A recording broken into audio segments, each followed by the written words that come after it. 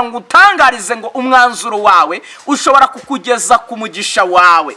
Imana ikingura amarembo y'umugisha mwene data. Wowe nkurikiranye uneza amatwi, wowe ufite iyi mibabaro ingana niyo ufite, nagira ngo utangarize ngo Imana yabanye na Naomi, nawe Imana ibane nawe kandi guhagarareho ikurwanirire, ikurwaneho. Izina ry'Imana yacu ririhabwa icyubahiro. Ikingura amarembo y'umugisha ku buzima bwawe. Kandi nagira ngo umbwire ngo witinya, iyo umucunguzi ahari aragucungura, ntabwo gusigana umubabaro ahubwo.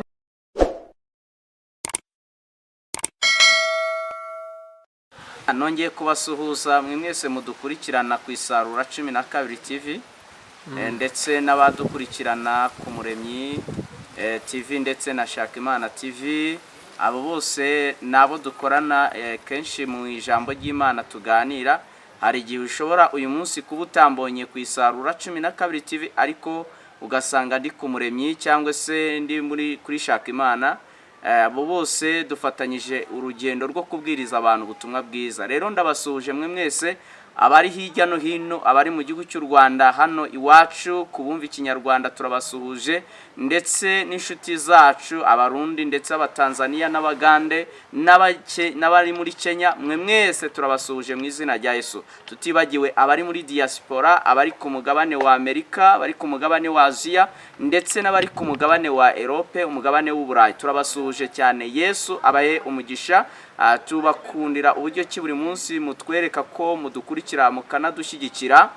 Uyu munsi rero n'ubundi ikituzanye no kuganira ijambo ry'Imana. Imana ibahe umugisha cyane kandi Imana irusheho kubitaho. Turanezerewe, dufite ibyishimo mu mitima yacu ko umwami akiturinze. Nawe Imana igihaye kuba ugihumeka umwuka w'abazima. Yesu akomeze akwiteho, akugirire neza. Nuterwa ubwoba n'iminsi cyangwa ibihe uhagazemo ndetse n'ibyo uri guhura nabyo ibyo ari byo byose, nagira ngo utangarize ngo Yesu ni umukiza wabo mu isi bose. Biravuze ngo cyane cyane wabizera. Niba wizera Yesu abasha kugukiza. Birashoboka ko waba urwaye, Imana ikiza indwara zose, iz'ubumuga, iz'akarande ndetse n'indwara z'ibyorezo ndetse n'indwara zo muri isi y'umwijima. Yesu izo zose arazikiza. Yesu arakiza mu izina rya Yesu Kristo. Twabasuhuzaga rero, ndagira ngo dutangire dusenga kugira ngo turusheho kuganira ijambo ry'Imana. Uwo mukurikiranye muteze amatwi, amazina yanjye nitwa Nzabandora Patrick, ndi umubwiriza butumwa bwiza bwa Yesu Kristo. Buri munsi dukunda kuganira ijambo ry'Imana ku Isarura 12 ndetse no kuri zo channels zose twavuze zitambukaho ubutumwa bwiza. Intego yacu ni ukwamamaza ubutumwa bwiza kugira ngo burugere kure, kandi ubu butumwa ni ubufasha imitima ibabaye kugira ngo ibashe guhumurizwa. Yesu abaho umugisha. Mana turagushimiye kuko Imana ikomeye, uri Imana y'amasezerano, uri Imana yacu bwite, Imana ivuga bikaba kandi itegeka bigakomera. Uri se n'umwami wacu Yesu Kristo.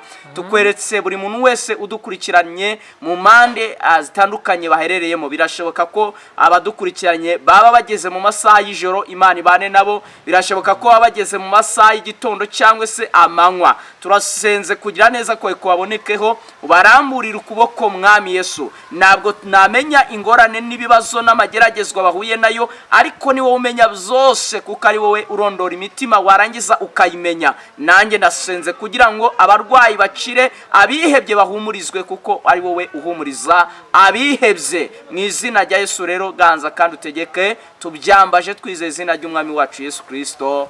Amen. Ndagira ngo dusome ijambo ry'Imana. Ni ijambo tugiye gusanga hano mu gitabo cya Rusi, ibice byaho 4 umurongo waho wa 14. Turaba turi ku intego y'ijambo ivuga agaciro k'umwana ndetse n'umwana. Imana itugirire neza. Agaciro k'umwana ndetse n'umwana. Niryo jambo tugiye kuganiraho, niyo ntego tugiye kuganiraho. Riboneka hano mu gitabo cya Rusi ibice 4 umurongo waho wa 14. Haravuze ngo abagore babwira Naomi bati, Uwiteka ahimbazwe, utakuretse udafite umucunguzi. Icyaduha akazaba ikirangirire mu Bisiraheli, kandi agasubiza intege mu bugingo bwawe. Azagutunga mu bikecuru bwawe, kuko umukazana wawe ugukunda akagugirira umumaro uruta uw'abahungu 7 ari we umukubyariye. Nawomi ajyana uwo mwana amushyira mu gituza cye, aba umurezi we. Imana itugirire ubuntu. Ndagira ngo twiyongeze n'irindi jambo dusanga mu butumwa bwiza bwa Yesu Kristo uko bwanditswe na Luka, igice cyaho ni igice cya 2. Turahera ku murongo waho wa 27. Haravuze ngo bajyana uwo mwana mu rusengero, bamushyira bajya na Yesu ngo bamugenze nk'uko imihango y'Abayuda iri. Simiyoni aramuterura ashima Imana ati, mwami we, noneho urasezerere umugaragu wawe amahoro, kuko nk'uko wabivuze. Imana itugirire ubuntu. Amen. Imana itugirire ubuntu cyane. Yesu abiteho bakundwa bene data. Amagambo tugiye kuganira nayo ngayo avuze agaciro k'umwana ndetse n'umwana. Tugiye kuganira ku nkuru y'uwo bita Nawomi. Nawomi muramuzi cyane, iyo duvuze igitabo cya Rusi muhita mwumva Nawomi, mukanumva umugabo wiwe ndetse n'abahungu be, ndetse n'igihe yarari muri kiriya gihugu yahuriyemo n'ibyago bikomeye cyane. Imana itugirire ubuntu cyane. Uyu munsi nawe ushobora kuba ufite ibyago bitandukanye, ariko ngutangarize ko umara umubabaro w'ibyago cyangwa w'agahinda uhuye nawo nta wundi ni Kristo Yesu. Imana itugirire ubuntu.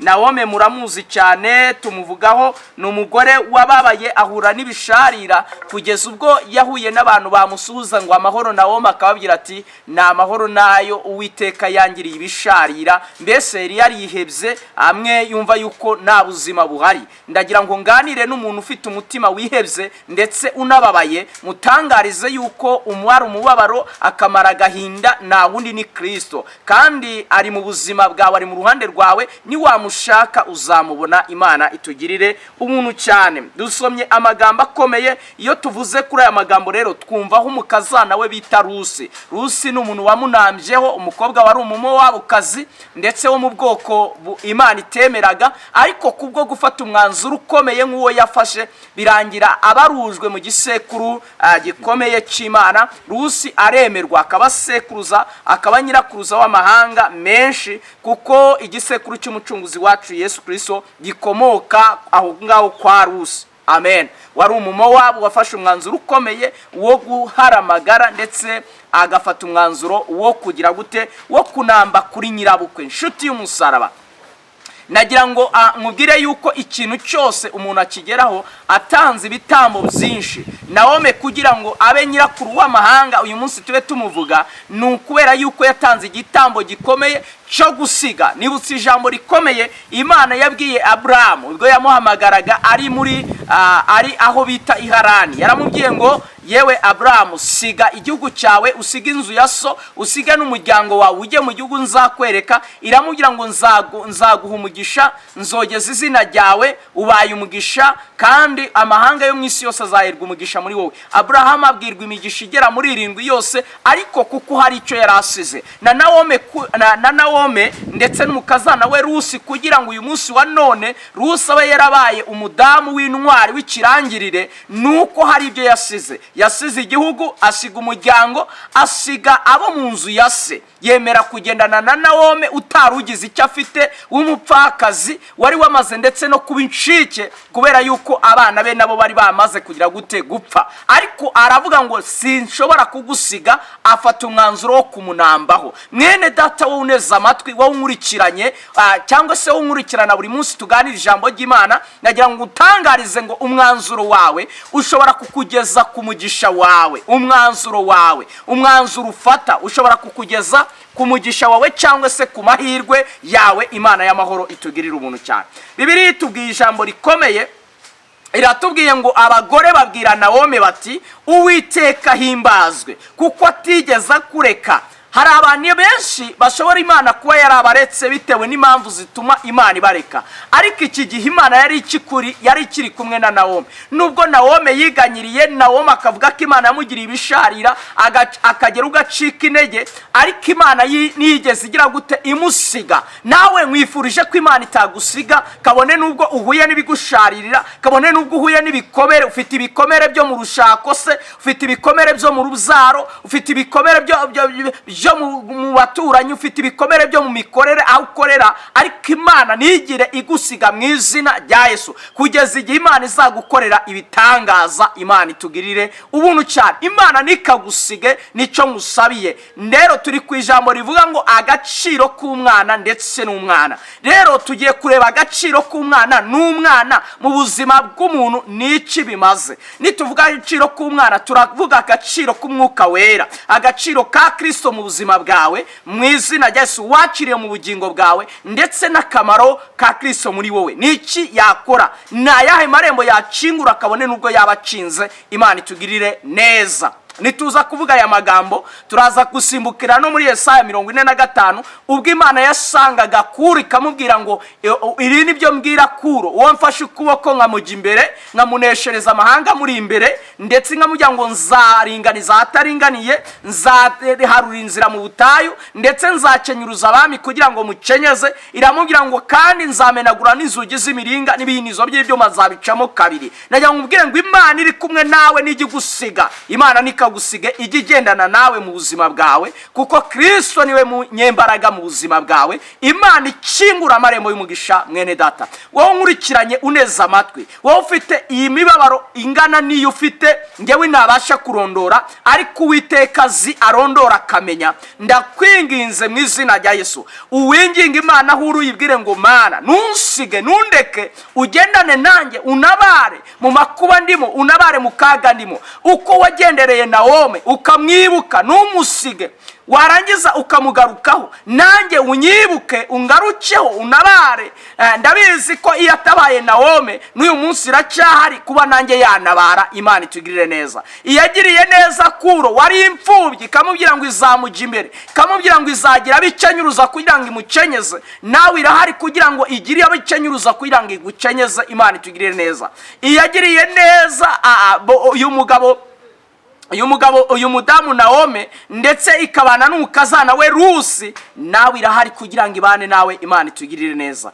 Ikimwe cyo ukwiriye gufata, ukwiriye gufata umwanzuro wo kunamba ku Mana, ukavuga ngo kabone nubwo nshonje, kabone nubwo mbabaye, kabone nubwo muye n'amakuba, ariko ntabwo nzareka Imana, ntabwo nzarekura umusaraba, nzaguma ku Mana. Imana n'umukiza, Imana n'umurengezi, Imana n'umutabazi w'ubuzima bwanjye. Ntuzigire urekura Imana mwene data, mukundwa nshuti y'umusaraba. Imana izakugarukaho kandi izaguhembura mu izina rya Yesu Kristo umucunguzi wacu. Rero Imana yacu ni Imana nziza, ni Imana y'amasezerano kandi ikora ibikomeye ndetse bitarondoreka. Izina ry'Imana yacu nirihabwe icyubahiro cyane. Nagira ngo utangarize ngo Imana yabanye na Nawomi, nawe Imana ibane nawe kandi guhagarareho, ikurwanirire, ikurwaneho. Izina ry'Imana yacu nirihabwe icyubahiro. Ijambo dusomye riratubwiye ngo abagore babwira Nawomi bati Uwiteka himbazwe kuko atakuretse. Ndagira ngo mvuge ijambo rikomeye rivuga ngo Imana ikuremera ishimwe ry'umutima,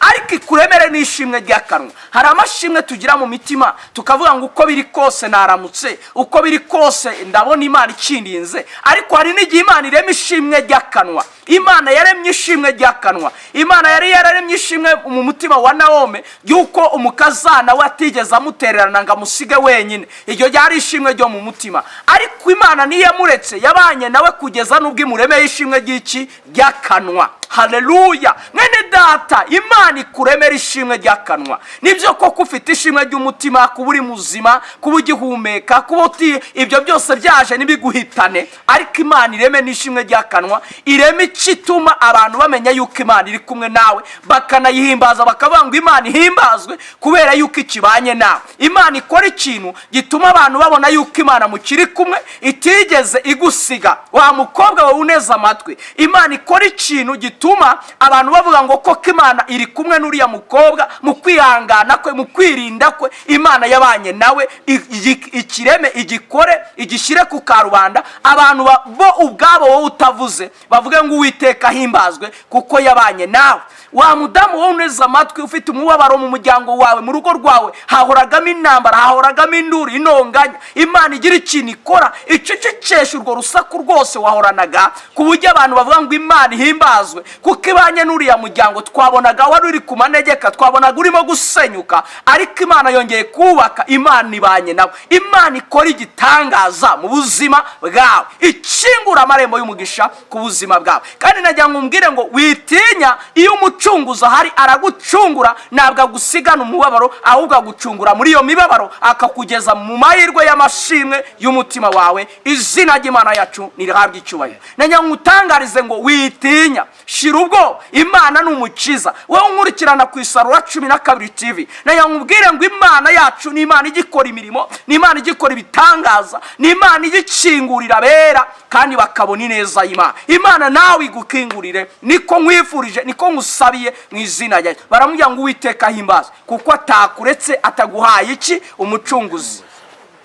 Nawe Imana ikuremera umucunguzi. Wowe wa mugabo uneze amatwi, wowe uri muri ofisi ufitiyemo umubabaro n'agahinda, wowe uri korera kwa muganga ariko ukaba ufitiyeho umubabaro kandi uvura abandi, ukaba ufite umubabaro w'uburwayi bwo mu mutima ndetse batabasha kukuvura, ndasenze mu izina rya Yesu Kristo, Yesu aze mu buzima bwawe agucungure, agukize umubabaro. Uzi kuba uri umuganga uvura abandi ariko ugasanga urwaye mu mutima, urwaye umubabaro, urwaye agahinda, urwaye Imana igusange nawe ikugenderere, ikubera umuganga w'ukuri mu izina rya Yesu. Uzi kuba urwaye ufite amafaranga yose ashoboka ariko ukaba ufite indwara bamaze kukubwira yuko ari akarande itazakira ndetse izanaguhitana, mu izina rya Yesu najya ngutangariza yuko hari ukiza izo ndwara, na wundi ni Kristo. Uzi kuba ufite amafaranga ariko inda yawe uyu munsi umubiri wawe ukaba waragukuyeho ibyo kurya kandi wakabaye ujya, uyu munsi wa none Imana ibasha gukiza ubuzima bwawe, ikabubohora, ikabucungura mu izina rya Yesu Kristo w'i Nazareti. Uzi kuba warize ariko ugasanga amashuri yawe isi yakubise hasi, yayatesheje agaciro. Itanga agaciro irahari, yaguha agaciro, igaha agaciro igihe wamaze wicaye ku ntebe y'ishuri, igaha ubumenyi bwawe agaciro, Imana ikakugarukaho ikagutabara. Na wundi muti nakurangira ni muri Kristo, niwe mwana, niwe gaciro k'ubuzima wabasha kugucungura mu izina yayo. Imana ikora imirimo itangaje mwene data. Wowe unkurikiranye uneze amatwi kuri Isarura 12, Imana ibasha gukora ibitangaza. Birashoboka kumaranya iminsi ubwihebe ndetse nta nubwo ukibasha gusenga isengesho rizamuka, ariko najya ngutangariza yuko uyu munsi wa none Yesu yakukorera ibitangaza. Wera niba utanafite n'imbaraga zo gusenga, wahamagara tukagufasha gusenga, tukinginga Imana tukayibwira ngo Mana, uyu muntu wamugirira neza, uyu muntu wamutabara, uyu muntu wamurengera. Imana kuko ni umurengezi w'abatagira shinge na rugero. Imana nawe yakugarukaho mu izina rya Yesu Kristo umucunguzi wa. Amen. Ngo abagore babwira Nawomi bati Uwiteka himbazwe utarakuretse ataguhaye umucunguzi. Twari turi ku ijambo rivuga ngo Imana ikuremere umucunguzi, wagucungura muri ako gahinda, wagucungura muri awo mubabaro, wagucungura muri iyo minsi utinzemo, wagucungura muri ayo mezi umazemo igihe, wagucungura imyaka umaranye agahinda n'umubabaro. Imana itanga urubyaro wowe kuri wowe utabyara, Imana itanga abana wowe ufite agahinda k'abana, Imana kandi itanga n'ubwenge wowe ubona bawe yuko rwose ari ikibazo cyane. Imana ikora ibitangaza n'imirimo. Imana yacu ni Imana yo kwizerwa kandi ni Imana yo kwiringirwa. Abagore baramubwira ngo Uwiteka himbazwe niyakuretse. Bari barimo babwira Nawomi. Uyu munsi nanjye ndi kukubwira ngo nawe uyu munsi wa none Imana irema ikintu gituma abantu bavuga ngo Uwiteka himbazwe utarakuretse ataguhaye umucunguzi, yaragucunguye aguha ubuzima kandi Imana igikomeje kuguha ubuzima mu izina rya Yesu Kristo umucunguzi wacu. Baravuga ngo kuko umukazana wawe ugukunda akakugirira umumaro uruta w'abahungu 7, Imana ishimwe. Baravuga ngo icyaduha akaba icyamamare. Imana iguremera igitangaza kihinduka icyamamare mu bantu, abantu babona uhinduka icyamamare kubw'ibyo Imana igize gute ikoze. Uzi ko ijambo bita kwamamara ntabwo ari ijambo rije nonaha, ahubwo kuva na mbere iri jambo ryari rihari.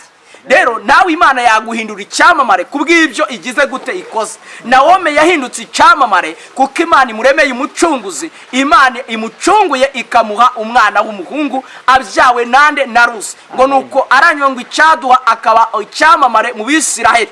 Imana itugirire neza. Nawe Imana ikora ibigitangaza mu buzima bwawe gituma wamamara yuko Imana ikora imirimo. Imana iracyakora ibitangaza. Muri iyi minsi uziko abantu bamaze kugira ngo Imana nigikora. Nanyangumba tangarize wowe utekereza yuko hari Imana yakoraga mu bihe byashize, waribeshye. N'uyu munsi wa none Imana iracyakora. Bibiliya ivuga ngo uko Yesu yarari kera n'uyu munsi ni kwari. Uko yahumuraga impumyi cyagiye kera n'uyu munsi aracyazihumura. Uko yakizaga ubumuga n'uyu munsi aracyabukiza. Uko yagaburaga n'uyu munsi aracyagabura. Uko yatangaga imbabazi ku bafashwe basambanye bagiye kwicwa n'uyu munsi wa none aracyatanga imbabazi ku bantu bari mu bibazo by'ibyaha. Imana uziko ikiza n'umwuka w'ibyaha. Imana irabatura igakiza abantu karande y'ibyaha ikabasha kubaha kubaturwa mu izina rya Yesu. Uziko Imana ibyo byakunaniye Kristo yabigukiza.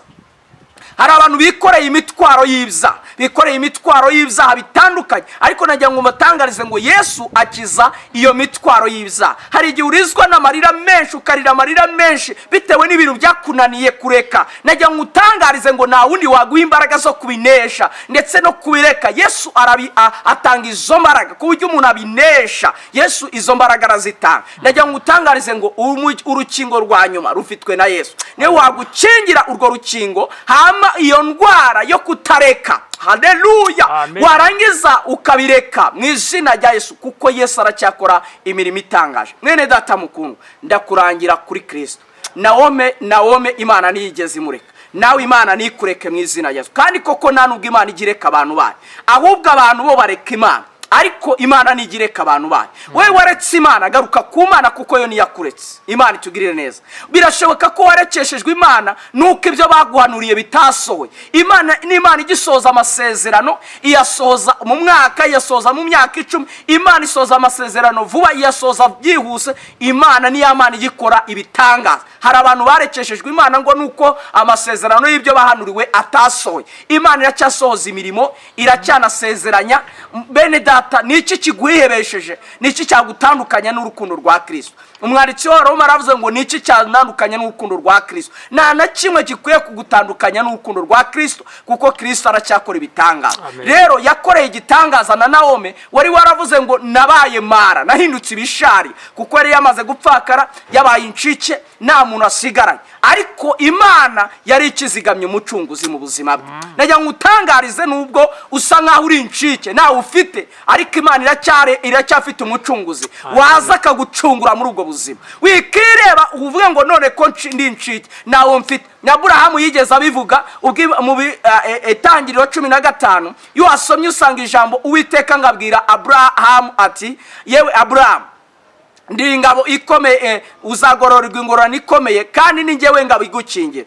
Arabaza ngo ndi uzangorora noki kandi ubizi ko ngenda ndi incike. Haleluya, haleluya. Na Eliyezeri w'umujya Damasiko wavukiye mu rugo rwanjye ari uzaragwa ibyanjye. Imana iramubwira ngo hoya siko biri, hari umucunguzi uzakomoka mu rukigo rwawe, ni uzaragwa ibyawe. Najya ngutangarize wikiheba ngo wihebure ku mugani w'Abarundi, ngo wihebure wumve wihebze. Imana iracyakora ibitangaza, iracyakora imirimo, yaguha umucunguzi. Na Nawomi yamuhaye umucunguzi. Abagore baba ngo Uwiteka aguhaye umucunguzi, ahimbazwe Uwiteka ubikoze, ahimbazwe Uwiteka ubiremye. Nawe Imana yahimbarizwa muri wowe, igakora ibitangaza, ikaguha umucunguzi. Imana iracyatanga umugisha w'amafaranga. Nawe watunga amafaranga nubwo wahombye, ukaba warawacuruje ukahomba ukagira ngo birarangiye. Oya, Imana iracyatanga umugisha mu bucuruzi, yakongereka kwagura, ugacuruza ukunguka, ugatunga amamiliyaridi. Nawe Imana yabigukorera. Imana iracyatanga uburyo promotion, iracyatanga n'amashuri umuntu akiga akanaminuza, ukabagira na doctora ndetse ukabagira na za PhD. Imana akora ibitangaza. Wikiheba rero, Imana ni Imana y'ibitangaza. Yagiriye neza nawo Nawomi ngo arangije aranezerwa, biraba ngo ajyana uwo mwana ngo amushyira mu gituza cye, ahinduka umurezi we iminsi yose. Nawe Imana yatuma mu gituza cyawe utaba wenyine, ukagira uryama mu gituza cyawe. Hari abantu bamaze kuwenda uyu munsi wa none bapfakaye, akabati birarangiye. Hoya, haracyari amahirwe wanakubaka umuryango kandi ukagira n'umuryango mwiza rwose. Yesu aracyakora ibitangaza. Nayo ngutangarize ngo ako niko gaciro k'umwana ndetse n'iki n'umwana. Iyo Kristo ahari akora imirimo n'ibitangaza. Nawomi agaciro ke kagarukiye mu mwana yakiriye bita Obedi. Imana itugirire neza. Obedi yabaye agaciro ka Nawomi, yongera kumva agize gute, agaruye ibyiringiro mu gituza cyabona uwo aryamisha, abona uwo arera, abona uwo yita umwana. Yari yaramaze kugira gute, kwiheba, ariko Imana imugaruramo iki, ibyiringiro. Nawe yagarura agaciro k'umwana mu buzima bwawe, ukagira icyo wumva cyo kwitabwaho. Imana yaguha icyo agaciro. Hari abantu bamaze gutakaza iby'agaciro mu buzima bwawe, ariko nagira ngo utangarize ngo uw'agaciro mu buzima bwawe wa mbere ubundi yakabaye Kristo, kuko ari urema ibyo byose twifuza mu buzima bwacu. Imana ikwiteho kandi Imana ikurwanirire, ikurwanira mwene data. Twasomye ijambo ry'Imana mu butumwa bwiza bwa Yesu Kristo uko bwanditswe na Luka igice cya 2 duhere ku murongo waho 27. Twasanze ubwo Yesu yaramaze kuvuka, ababyeyi baramujyanye, bamujyana mu rusengero, bajyana y'umwami Yesu nkuko imihango y'Abayuda yari iri. Ngo bagezeyo basangayo umuntu wasezeranijwe. Hari abantu bahagarara ku isezerano, akavuga ngo kabone n'ubw'imvi zibaye uruyenzi ndacyategereje isezerano. Mwene data ntukarambirwe, jya utegereza isezerano ry'Imana ku buzima bwawe, rizasohora nakabuza. Simiyoni yategereje isezerano ry'Imana kugeza ubwo asaje, imvi zihinduka uruyenzi, aba umukambwe, agera ku rwego rwo kuba umukambwe, agitegereje iki, isezerano. Mwene data, niki kikwihebesheje? Niki gitumye urambiwe iby'Imana yavuganye nawe kwizabikora? Mwene data, nawe wenda we naguzi nubwo ku Imana isezeranye, nawe Imana yaguha isezerano ry'ibyiza, yaguha isezerano. Imana iracyatanga amasezerano kandi iracyasohoza nayo yasezeranije. Ngo nuko Simiyoni ategereza isezerano imyaka myinshi.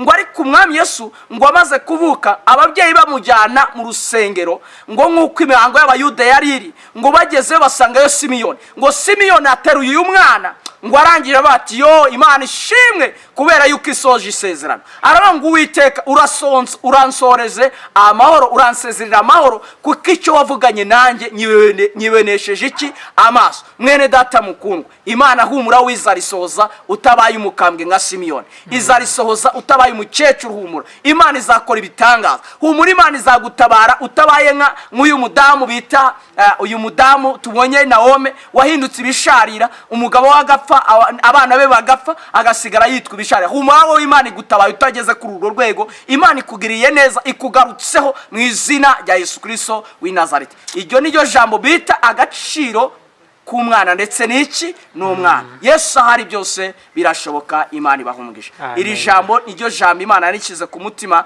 kugira ngo mbaganirize. Ni ijambo ryongera kuremera ihumure mu mutima wawe, rikumenyesha yuko Imana igikora imirimo, rikumenyesha ko Imana igikora ibitangaza, rikumenyesha yuko Imana igisoza ya mirimo mu izina rya Yesu. Nta mpamvu yo kwiheba rero ngo wumve urwose ucitse intege. Ongera usubiremo ibyiringiro, ongera usubiremo imbaraga. Imana iracyakora imirimo n'ibitangaza. Imana y'amahoro ibaha umugisha. Mwebwe mwese mudukurikirana, birashoboka ko waba ufite amarira uri i Burayi. Uziko njye ntago nari nzi ko abantu bari i Burayi bajya barira, ariko njya numva amarira abantu bamwe bafite, ugasanga umuntu afite amarira y'ibintu bitandukanye n'imibereho bararira. Ariko Yesu aracyatanga umugisha, aracyagura. Uziko hari abantu bagerayo bagahindukira y'ibibazo, bagahura n'ingorane. Ntabwo nari nzi ko muri Amerika, nanjye ngezeyo namaze kuba igitanga, ariko n'abarira naho barahari.